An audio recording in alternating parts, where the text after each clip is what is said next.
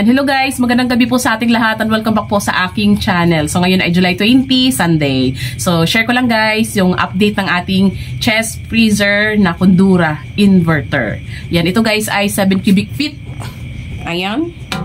So kung kailan namin to binili guys, noong September 7, 2022. Ayan, so ako guys, pag bumibili ako ng mga gamit, nilalagyan ko na ang date, dinidikitan ko para alam ko kung kailan ko siya binili. Like yung ating yung printer natin. Yan, nilalagyan ko ng date. Like yung aking biniling tawag dito, yung automatic na washing machine, no? May date din yun. Basta lahat ng mga guys, yung binibili ko, nilalagyan ko ng date para alam ko kung kailan. Yan. So dito ko nilagay guys, no, yung ating date. Yan, no, September 7, 9/7/2022. Yan. So, kung 2022 September, 23, 24, 25. So, 3 years na siya ngayong September 7. Diba? Ang bilis ng panahon. Kailan lang to namin nabili, diba? Parang ang bilis talaga siya. Kasi, binili namin to siya guys dahil sobrang init ng panahon that time. Kailangan talaga naming mag-invest kasi sobrang daming naghahanap ng yelo. Yelo talaga guys. Ito talaga yung yelo talaga yung reason kung bakit kami bumili nito. Ayan. So kung mayroon ba siyang guys, may pinaayos na kami nito, wala pa. Di pa namin to pinaayos. Wala siyang sira.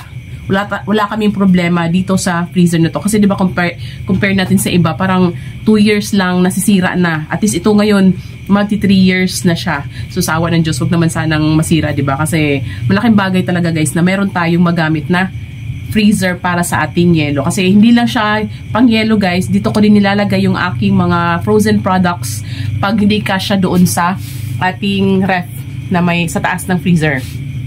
Kasi minsan, bumibili ako ng mga frozen products, maabot ng 3,000, 4,000, hindi naman siya kasya doon guys. Like, minsan maabot ng 5,000, hindi siya kasya doon. So, yung mga sobra, dito ko siya nilalagay. So, ayan. So, gumawa din pala ako guys ng aking mga pangyelo kasi kahit maulan ng panahon, di ba madaming umiinom, kailangan nila ng yelo. Like, bumibili ng gin, bumibili ng MP double lights, light, ganon. So, kailangan nila ng yelo. So, mabenta talaga yelo guys kahit maulan, no?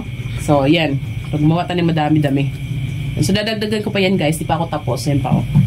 So, maya-maya tapusin ko. So, tapusin ko lang din itong aking sinishare sa inyo. So, ayan. So, maganda siya guys. Actually, malaking tulong sa amin.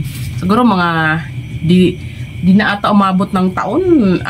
Taon ba? Parang taon ba? Di ko na ma-recall guys na may video ako niyan. Pero, ang bilis lang makabawi. Dahil sa yelo. Kung bumili ka nito. Kasi 17,000. Ang bilis lang talaga guys. Sobrang bilis lang. Yan. So, siya? Gamit na gamit.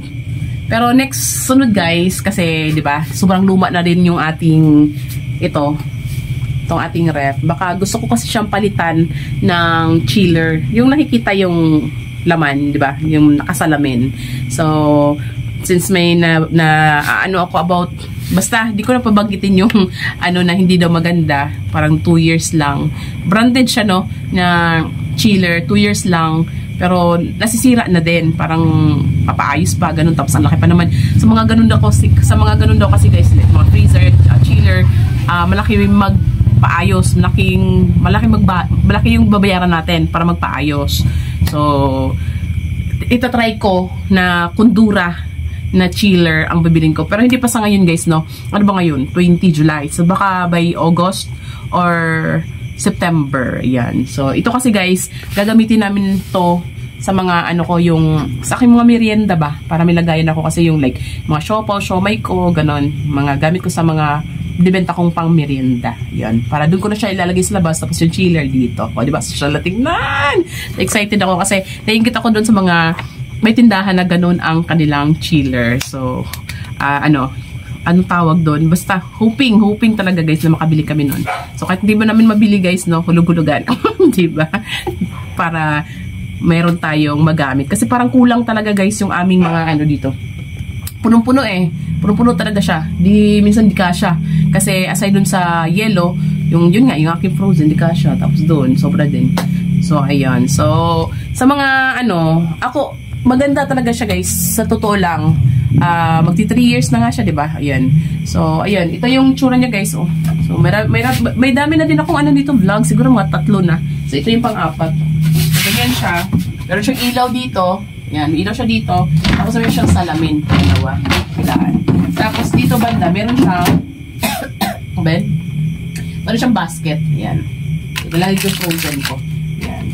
Tapos doon, pag ako naglalagay ako ng yellow, guys, doon lang sa may hagdan, saan ako nililipat. Pag matigas na, nililipat ko sa baba. Kasi, noon kasi, guys, no, sa totoo lang, mahirap siya maglagay ka doon sa baba. Nito, lalagay mo yung mga yellow. Magdikit-dikit kasi siya. Possible, mabutasan. Pag nabutas, talagang spread siya ganon, didikit na yung mga yellow na nilagyan mo.